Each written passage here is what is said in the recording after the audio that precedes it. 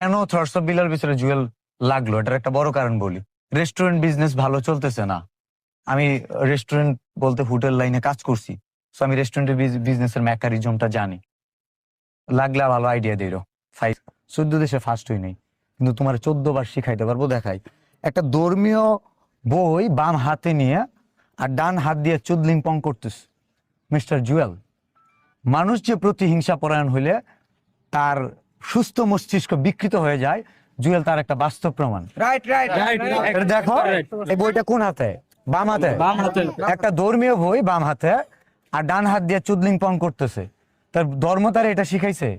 ঠিক বলছেন ভাই। ধর্ম এটা শিখাইছে? ডান হাত দিয়ে একজন বই লিখছে 1000 টাকা বেচতেছে, আরেকটা বই নিয়ে সে গীবত করতেছে।